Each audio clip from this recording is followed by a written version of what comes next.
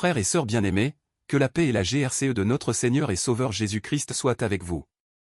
Aujourd'hui, je vais partager avec vous un autre message biblique basé sur le texte suivant, 1 Pierre chapitre 2 versets 1 à 10. Sujet, le peuple acquis. Thème, le but de cette acquisition. Titre, êtes-vous un citoyen du peuple acquis? Introduction.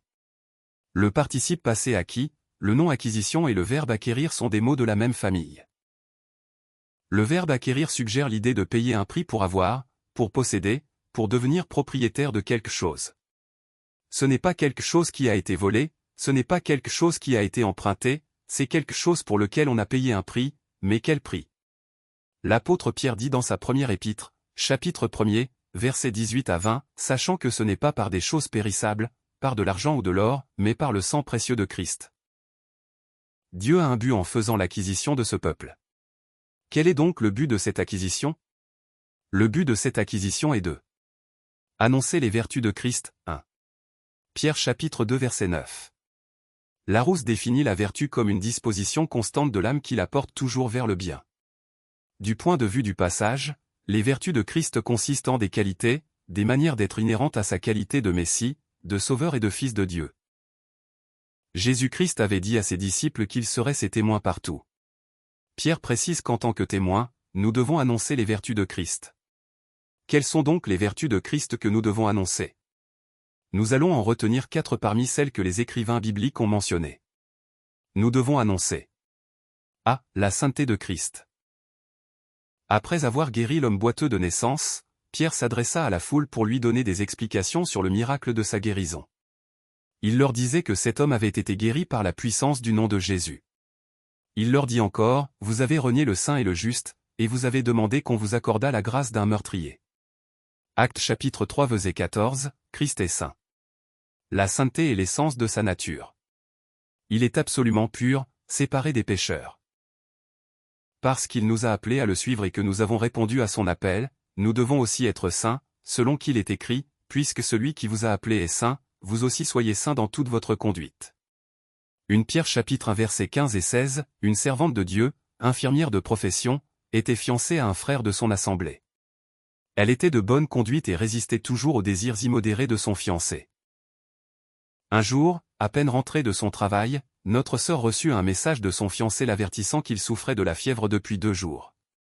Elle changea de vêtements rapidement, se munit de son stéthoscope, de son thermomètre, de quelques comprimés, et se rendit aussitôt chez lui. La porte de la maison était entrebâillée lorsqu'elle était arrivée, elle la poussa, entra dans la pièce et alla déposer son sac sur la table. Elle entendit la porte se fermer à clé derrière elle, se retourna et vit son fiancé debout, enveloppé d'un drap, qui la regardait fixement. Étonnée, elle lui dit. « Tu m'as fait savoir que tu étais alité, n'est-ce pas ?» Pour toute réponse, celui-ci fit tomber le drap dont il était recouvert. Il était entièrement nu. « Je te prie de renoncer à ce que tu penses, parce que je suis chrétienne, et je t'ai rencontré à l'église, baptisée et ouvrier engagé dans le service de Dieu. On n'agit pas ainsi dans la maison du Seigneur.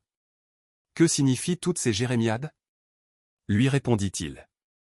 Tu m'avais dit avoir déjà fait des expériences sexuelles, n'est-ce pas?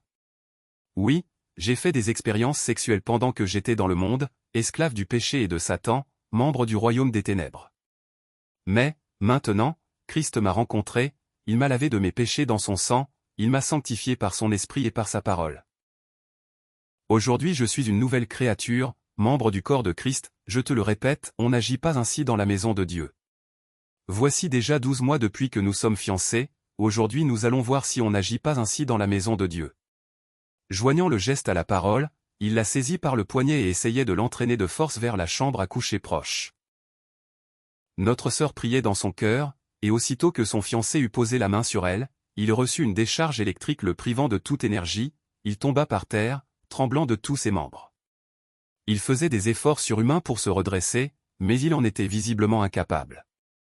Alors, sa fiancée entendit la voix du Seigneur lui dire, « Aide-le à se relever, et prends soin de lui. » La sœur le saisit sous les aisselles, l'aida à se mettre debout, puis l'entraîna vers la chambre.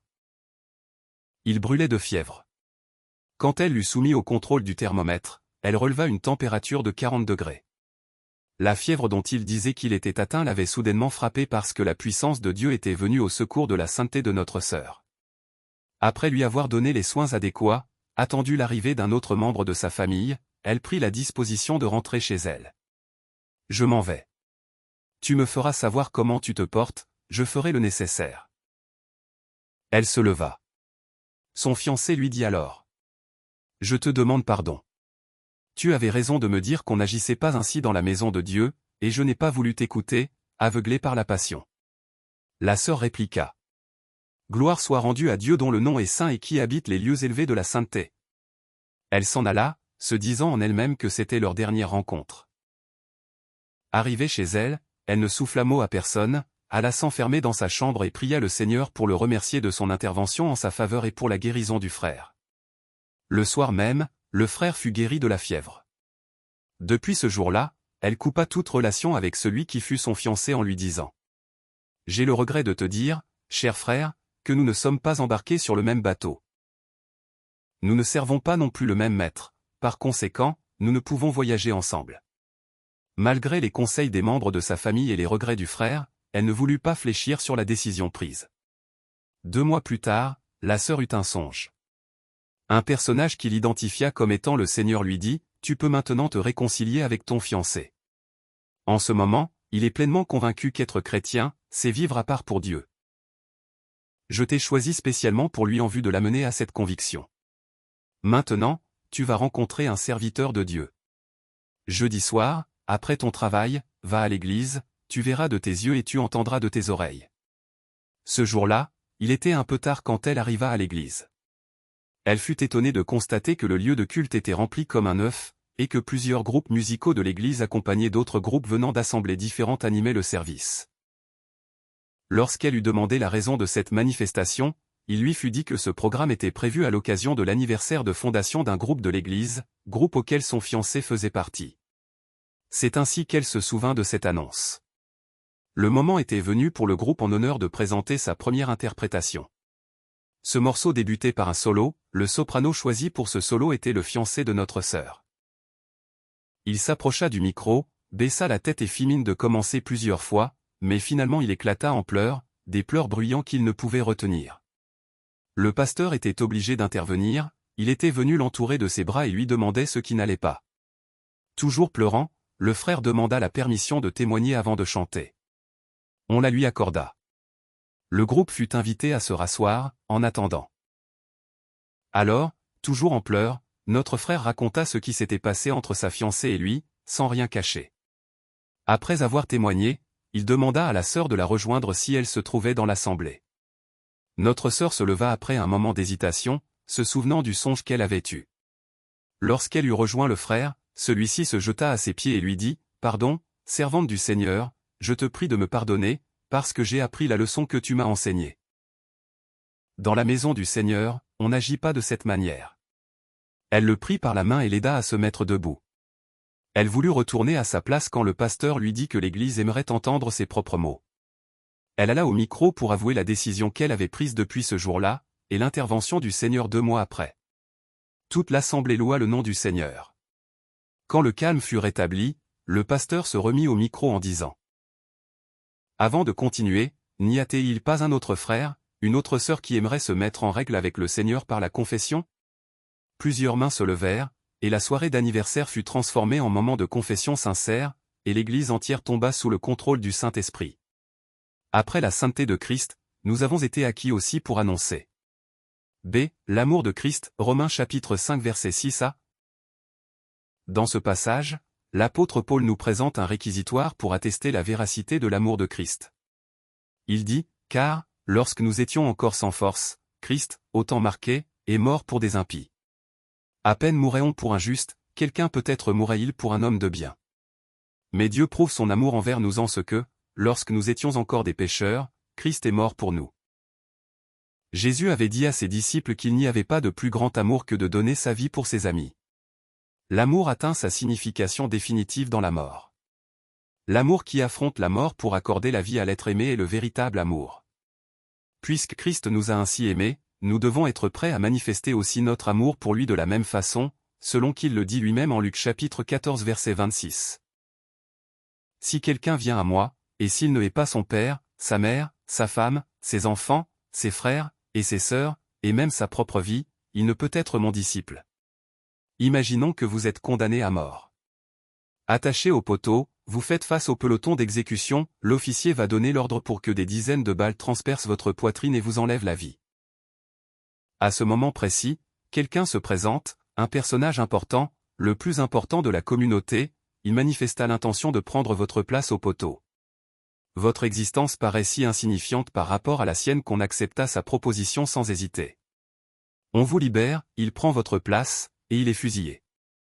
Vous êtes vivant, et voici, il est mort. Il vous a donné sa vie, il a pris votre mort. Le souffle de vie qui palpite en vous, n'est pas le vôtre, ce n'est plus le vôtre, c'est le sien. Cette ombre de la mort qui plane sur lui, n'est pas la sienne, c'est la vôtre. Vous êtes vivant parce qu'il est mort à votre place, il est mort pour que vous soyez rendu vivant. S'il en est ainsi, vous n'appartenez plus à vous-même, vous appartenez à celui qui est mort pour vous. C'est l'histoire actualisée de la croix.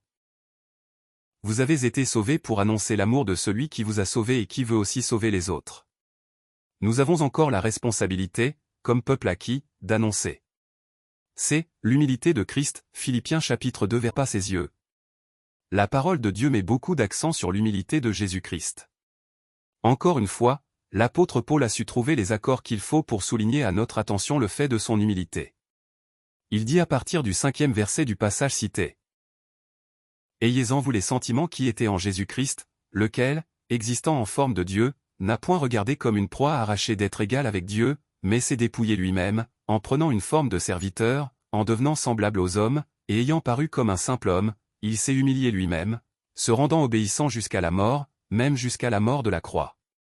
L'humilité de Christ a rendu possible notre salut. Elle lui a permis de se dépouiller de sa gloire divine pour revêtir les haillons d'un humain en vue de la croix.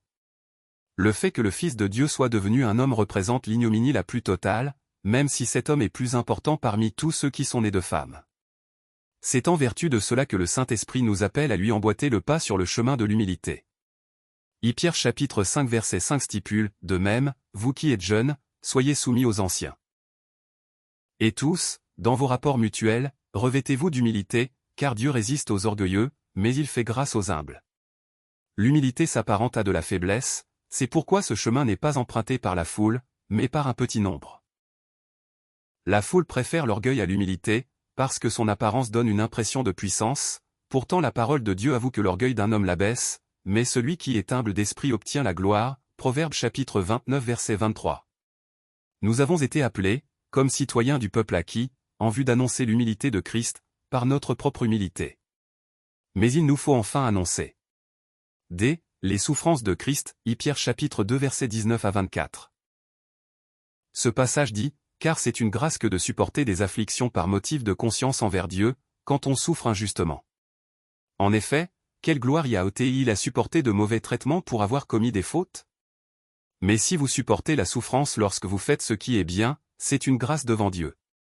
Et c'est à cela que vous avez été appelés, parce que Christ aussi a souffert pour vous, vous laissant un exemple afin que vous suiviez ses traces. Lui qui n'a point commis de péché, et dans la bouche duquel il ne s'est point trouvé de fraude, lui qui, injurié, ne rendait point d'injures, maltraité, ne faisait point de menaces, mais s'en remettait à celui qui juge justement, lui qui a porté lui-même nos péchés en son corps sur le bois, afin que morts au péché nous vivions pour la justice, lui par les meurtrissures duquel vous avez été guéris. Jésus-Christ n'a pas caché à ses disciples qu'ils aient à souffrir, c'est pourquoi, dès le commencement, il leur avait dit que, si quelqu'un veut venir après lui, ils doivent renoncer à lui-même, se charger chaque jour de sa croix, et le suivre.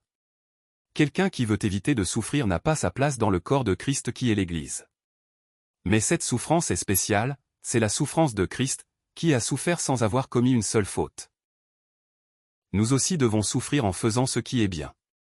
Nous avons été acquis pour annoncer les souffrances de Christ, non seulement par la proclamation de l'Évangile, mais encore et surtout par notre propre souffrance supportée avec la dignité d'un enfant de Dieu.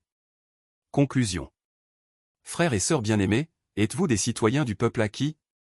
Cette grâce ne vous a pas été accordée pour faire le pan ou la coquette à l'Église, mais pour annoncer les vertus de Christ.